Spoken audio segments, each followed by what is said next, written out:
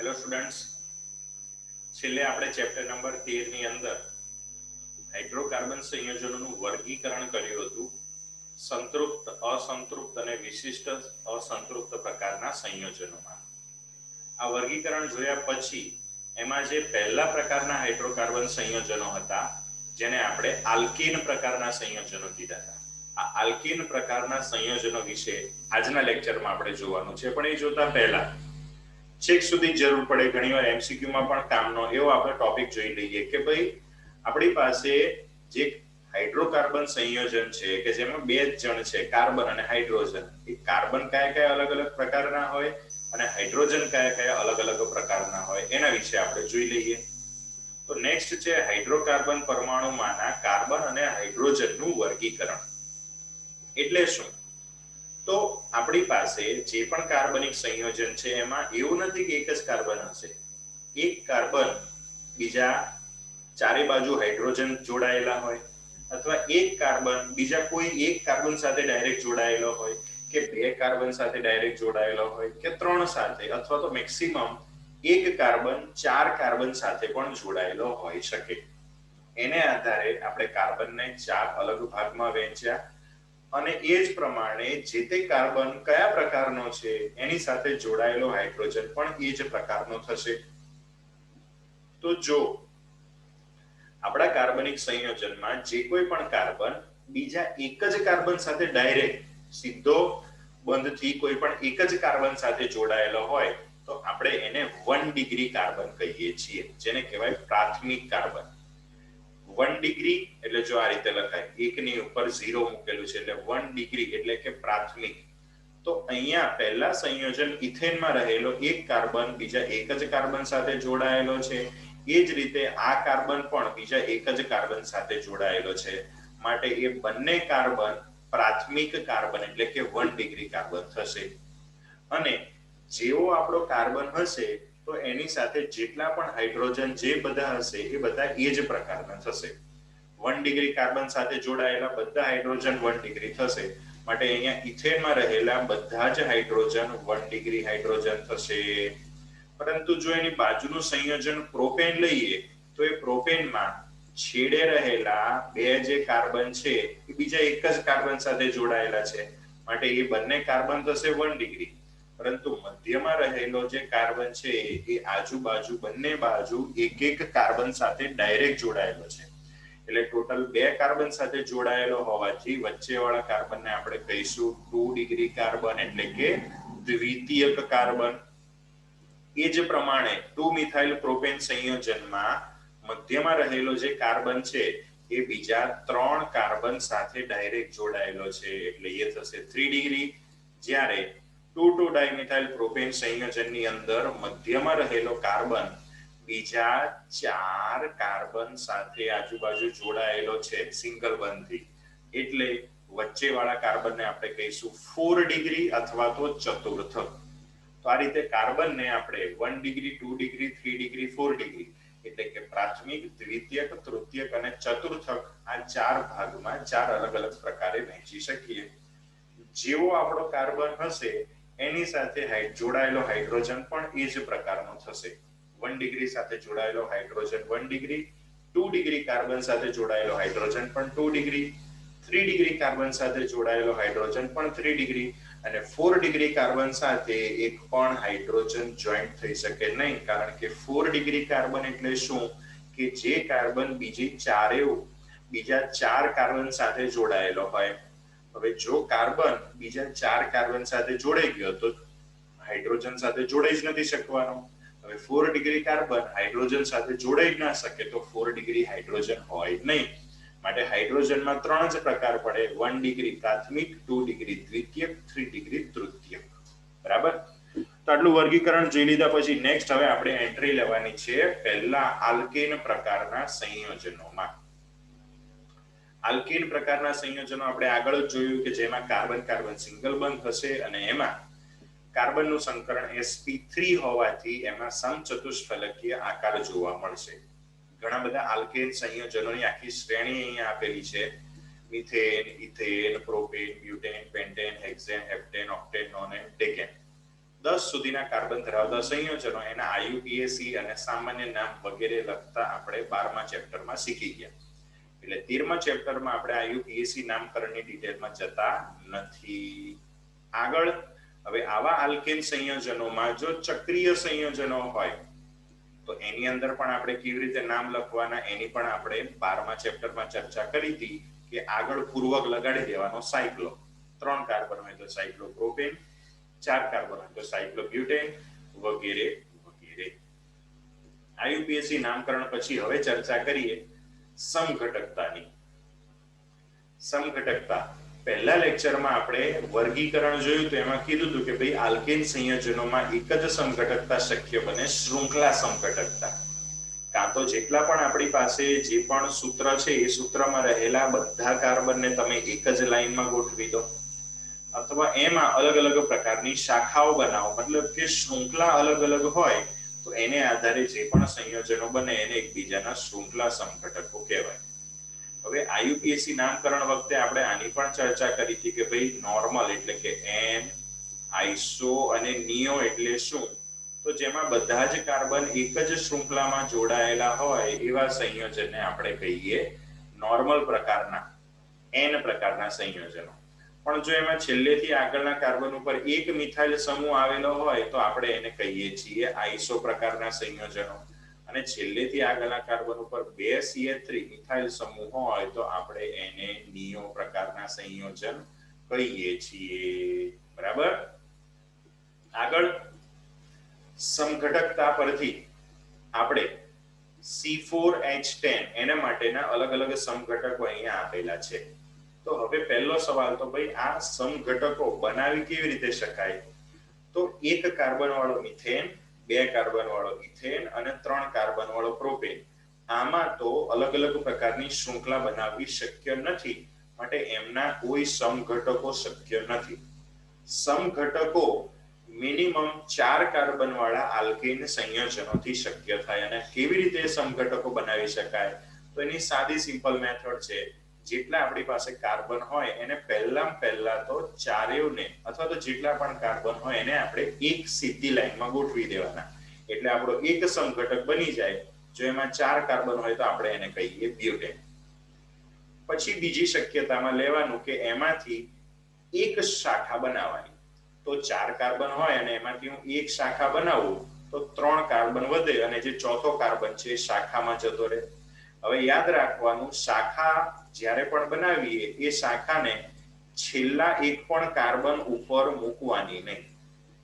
બંને છેડા ઉપરના એક પણ કાર્બન ઉપર શાખા ના મુકાય, કારણ કે એ તો સીધી શૃંખલા જ થઈ જાય. એટલે જે પણ તમે 1 કે 2 કે ગમે એટલી શાખા બનાવો એ છેડા પરના કાર્બન સિવાયના વચ્ચેના કોઈ પણ કાર્બન પર તમે મૂકી શકો. માટે અહીંયા 4 કાર્બન ધરાવતું જે આપણું સંયોજન હતું એમાં આપણે એક શાખા વચ્ચેવાળા કાર્બન ઉપર બનાવી. હવે આની અંદર બીજી કોઈ વધારે શક્યતા છે નહીં, બીજી કોઈ જગ્યાએ આપણે એક શાખા મૂકી ના શકીએ. આ તો આપણે માત્ર કાર્બન ગોઠવ્યા અને એની સાથે પછી આપણે જે પ્રમાણે જ્યાં કાર્બનની સંયોજકતા પૂરી કરવાની જરૂર પડે એટલા આપણે હાઇડ્રોજન મૂકી દેવાના. બરાબર. તો આ થઈ ગયા આપણા C4H10 ના સમઘટકો, કે જેમાં આપણને 2 જ સમઘટકો મળશે. સમઘટકો છે એના સૂત્ર અહીંયા આપેલા છે, એના પરથી આપણને આયુપીએસી અને સામાન્ય નામ લખતા પણ આવડે. 12મા ચેપ્ટરમાં આપણે શીખી ગયા, માટે એની ડિટેલમાં નથી જતા. એ જ રીતે 5 કાર્બન હોય તો 5 કાર્બનને પહેલા એક લાઈનમાં ગોઠવી દો એટલે બની જશે પેન્ટેન. પછી એમાં એક શાખા બનાવો એટલે બની જશે 2 મિથાઇલ બ્યુટેન. હવે અહીંયા જે એક શાખા બનાવી, એક શાખાને અહીંયા મૂકો કે અહીંયા વચ્ચે વાળા બેમાંથી કોઈ પણ કાર્બન મૂકો, કોઈ પણ કાર્બન ઉપર મૂકો, સંયોજન તો એક જ થશે 2 મિથાઇલ બ્યુટેન. તો હવે એક શાખા વાળી શક્યતાઓ બધી પતી ગઈ. એક શાખાને અલગ અલગ જગ્યાએ ફેરવવા માટે બધી શક્યતા લેવાની હતી, પણ અહીંયા તો એક જ જગ્યાએ બને છે. માટે હવે આપણે શરૂઆત કરવાની 2 શાખા લેવાથી. તો મારી પાસે ટોટલ 5 કાર્બન હતા. એ 5 કાર્બનમાંથી એ 5 કાર્બનને પહેલા આપણે એક લાઈનમાં ગોઠવ્યા. પછી એની અંદર એક શાખા બનાવી એટલે વધે 4 કાર્બન. હવે એક જે શાખા બનાવી એને અહીંયા મૂકું કે અહીંયા મૂકું, ગમે તે ઉપર મૂકું કોઈ ફરક પડવાનો નથી, હે ને? એટલે હવે એક શાખાને બીજી કોઈ ગોઠવવા માટેની શક્યતા ના વધી, એટલે બે શાખા બનાવવાની. હવે 5 કાર્બન હતા અને બે શાખા બનાવવાની, એટલે વધે માત્ર 3 કાર્બન. તો બે શાખાને ક્યાં ગોઠવીશું? તો છેડા ઉપરના કાર્બન ઉપર તો ગોઠવાય નહીં, એટલે વચ્ચેવાળા કાર્બન ઉપર ગોઠવી દીધી. આમ C5 5 કાર્બન ધરાવતા આલ્કીન સંયોજનોમાં 3 સમઘટકો શક્ય બને. એના નામ લખતા પણ આપણને 12મા ચેપ્ટરને આધારે આવડે છે અને સામાન્ય નામ લખતા પણ આવડે છે. તો આ રીતે જેટલા પણ કાર્બન હોય એમાં આ રીતે અલગ અલગ પ્રકારના ઘણા બધા સમઘટકો બનાવી શકાય. એના IUPAC અને સામાન્ય નામ પણ તમે લખી શકો. C6 એટલે કે 6 કાર્બન ધરાવતા જે સંયોજનો હોય આલ્કીન સંયોજનો, એના સમઘટકો અહીંયા આપેલા છે અને તમે જાતે ટ્રાય કરજો. આ જ રીતે ઓકે, જો અહીંયા આપેલું છે કોયડા નંબર 13.1 માં આપણને એની જ વસ્તુ કીધી છે અને આપણને બનાવીને અહીંયા આપેલા છે. કેવી રીતે બનાવવાના એ મેં તમને શીખવાડી દીધા. પછી અહીંયા આપણને આપેલું છે C5H11. હવે સામાન્ય રીતે આલ્કીનનું સૂત્ર જોઈએ તો જો 5 કાર્બન હોય તો સામે હાઇડ્રોજન 2n+2 એ લેખે 12 થવા જોઈએ, પણ અહીંયા આપણને આપેલા છે 11 જ. એનું કારણ શું? તો કે એમાંથી એક હાઇડ્રોજન ઓછો છે. સામાન્ય રીતે આલ્કેન જેમ કે મિથેન લઈએ, એમાં જેટલા કાર્બન હોય એ પ્રમાણે એની સામે હાઇડ્રોજન હોય ને તો આપણે એને આલ્કેન કહીએ, જેમ કે મિથેન, ઇથેન, પ્રોપેન, બ્યુટેન. પણ જો એમાંથી એક હાઇડ્રોજન ઓછો હોય તો મેં તમને 12મા ચેપ્ટરમાં શીખવાડ્યું હતું, એમાં પાછળ આઇલ પ્રત્યય લાગે. મિથેન CH4 માં 4 હાઇડ્રોજન હોય, 4 હાઇડ્રોજનમાંથી એક હાઇડ્રોજન હું કાઢી નાખું અને કાર્બનનો એક બંધ બાકી રહે તો એ જે CH3 બને એને આપણે કહેતા હતા મિથાઇલ. મિથેનમાંથી એક હાઇડ્રોજન ઓછો હોય તો મિથાઇલ, ઇથેનમાંથી એક હાઇડ્રોજન ઓછો હોય તો ઇથાઇલ, પ્રોપેનમાંથી પ્રોપાઇલ, બ્યુટેનમાંથી બ્યુટાઇલ, પેન્ટેનમાંથી C5H11 પેન્ટાઇલ બનશે. અને આ પેન્ટાઇલ જે શાખા છે સમૂહ C5H11 એના મારે સમઘટકો બનાવવાના છે. તો એની અંદર પણ બીજું કંઈ નહીં, પહેલા 5 કાર્બન એક લાઈનમાં ગોઠવો, પછી એની અંદર એક શાખા બનાવો. હવે અહીંયા એક ધ્યાન રાખવા વાળી વસ્તુ એ છે કે આપણે અહીંયા C5H11 એક સમૂહ તરીકે છે, અહીંયા એ એક સમૂહ તરીકે છે, માટે એમાં અહીંયા કોઈક વસ્તુ જોડાયેલી રહેલી હશે. અહીંયા ક્લોરીન છે કે OH, આવો કોઈ પણ ક્રિયાશીલ સમૂહ અહીંયા જોડાઈને રહેલો હશે. તો આપણે આલ્કેનના સમઘટકો નથી બનાવવાના, અહીંયા કોઈ એક શાખા તરીકે રહેલા C5H11 ના સમઘટકો બનાવવાના છે. તો એ કેવી રીતે બનાવવાના? એના માટે તમે છે ને અહીંયા પહેલા કોઈ એક સમૂહ ધારી લો. ધારો કે OH સમૂહ છે નહીં, પણ આપણે ધારવાનો તો સરળ રહેશે. તો હવે આ સંયોજનના તમે કેવી રીતે સમઘટકો બનાવો? ક્રિયાશીલ સમૂહનું સ્થાન તમારે અલગ અલગ કરવું હોય તો OH અત્યારે અહીંયા છેલ્લા કાર્બન ઉપર છે, પછી જો તમે એકવાર OH અહીંયા મૂકી શકો, પછી તમે OH ને અહીંયા મૂકી શકો, બરાબર? હવે જો અહીંયા આ CH2 ઉપર મૂકો તો આ CH2 અને આ CH બંને સરખા થઈ જવાના છે. માટે OH નું સ્થાન અલગ અલગ બદલવા માટે આપણે જે 3 શક્યતાઓ લીધી એ 3 શક્યતા પતી ગઈ કે જેમાં 5 કાર્બન એક લાઈનમાં હતા, બરાબર? એટલે પહેલું તો આવી રીતે કોઈક આલ્કેન સંયોજન નહીં પણ કોઈક સમૂહ, આલ્કાઇલ સમૂહ કોઈક આપેલો હોય તો એમાં પહેલું બધા કાર્બન એક લાઈનમાં ગોઠવી એમાં જે એક ક્રિયાશીલ સમૂહ તરીકે આપણે કોઈક એકને ધારીને લઈ લઈએ એનું સ્થાન બદલવાનું. તો આ 3 માં મેં ક્રિયાશીલ સમૂહના સ્થાન બદલ્યા. ક્રિયાશીલ સમૂહ છે નહીં પણ આપણે ધાર્યું. હવે શું કરવાનું? તો પહેલા આપણે 5 કાર્બન એક લાઈનમાં લઈ લીધા, પછી એમાં એક શાખા બનાવી. ક્યાં છે? તો એ આ રહી. તો એક શાખાવાળા આ બધા જ સંયોજનો છે. એ બધામાં પહેલા જો OH સમૂહ અહીંયા હતો, પછી OH સમૂહને મેં અહીંયા મૂક્યો, પછી OH સમૂહને મેં અહીંયા મૂક્યો. એટલે ઇન શોર્ટ જે OH સમૂહ હતો એનો સ્થાન બદલ્યો. તો આ રીતે એકવાર શાખા બદલવાની અને પછી એક જે શાખાવાળી શક્યતા બની એમાં ક્રિયાશીલ સમૂહનું સ્થાન બદલ્યું.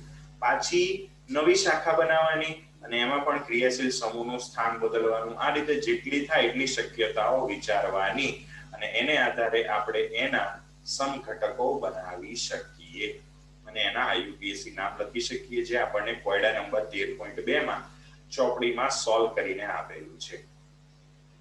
આ આલ્કેનમાં આપણે વિવિધ સમઘટકતાની શક્યતાની ચર્ચા કરી. પછી અહીંયા અમુક સંયોજનો આપેલા છે, એના આઈયુપીએસી નામ લખવાના છે કે જે આપણે અગાઉ 12મા ચેપ્ટરમાં શીખી ગયા.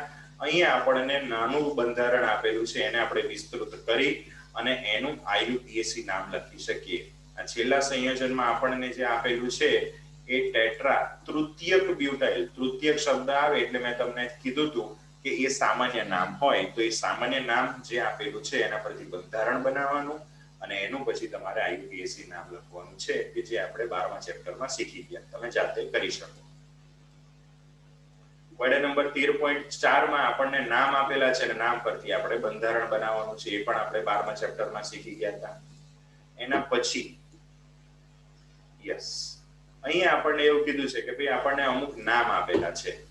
આ નામ આઈયુપીએસી નામ તરીકે સાચા છે કે નહીં એવું આપણને પૂછ્યું છે. તો એ કેવી રીતે નક્કી કરી શકાય? તો સૌપ્રથમ આ નામ સાચા છે કે ખોટા, પણ નામ પરથી પહેલા બંધારણ બનાવો અને એ બંધારણનું આપણે આપણી રીતે આ આઈયુપીએસી નામ લખવાનો ટ્રાય કરો અને ચેક કરો તો એ લોકોએ જે નામ આપેલું છે એ જે બંધારણ છે એનું સાચું આઈયુપીએસી નામ છે. જેમ કે 2 ઇથાઇલ પેન્ટેન એટલે મેં 5 કાર્બન પેન્ટેન છે એટલે 5 કાર્બન એક લાઈનમાં મૂકી દીધા અને ઇથાઇલ બીજા સમૂહ ઉપર છે એટલે આ રીતે લખ્યું. તો હવે આ જે સંયોજનને એક બંધારણ તરીકે લઈ લઈએ અને જો એનું આઈયુપીએસી નામ લખવા જઈએ ને તો એની અંદર આ આપણી થશે મૂળ શૃંખલા અને એ મૂળ શૃંખલાની અંદર ટોટલ કાર્બન ગણો તો કેટલા થાય છે? 6 થાય છે. 6 કાર્બન એટલે હેક્ઝેન. એમાં આ ત્રીજા નંબરના કાર્બન ઉપર મિથાઇલ સમૂહ છે એટલે એનું નામ થશે 3 મિથાઇલ હેક્ઝેન. આ બંધારણનું સાચું નામ શું થશે? 3 મિથાઇલ હેક્ઝેન. આપણને શું આપેલું છે? 2 ઇથાઇલ પેન્ટેન. આ નામ ખોટું છે, શક્ય નથી. માટે આ એક કોયડા દ્વારા તમે જે આઈયુપીએસી નામ લખો છો એ ઘણીવાર એક્ઝામમાં ખોટા હોય છે. કેમ? તો કે તમારે મૂળ શૃંખલા અથવા તો એને નંબર આપવામાં વગેરે બધી ભૂલ થતી હોય છે. તો અહીંયા એ જ રીતનું છે કે નામ આપેલું છે પણ એ નામ પરથી બંધારણ બનાવ્યું, એ બંધારણનું ઓરિજિનલ એક્ચ્યુઅલ નામ લખવા ગયા તો આપણને આપેલા નામ કરતા ખોટું છે. માટે આપણે અહીંયા માત્ર ચેક કરવાનું હતું. પહેલામાં ખોટું પડ્યું છે, બીજાની અંદર તમારે ચેક કરી અને જોઈ લેવાનું. આગળ હવે આવે છે આલ્કેન સંયોજનોની બનાવટ કે જે આપણે આના પછીના નેક્સ્ટ વિડીયોમાં જોશું.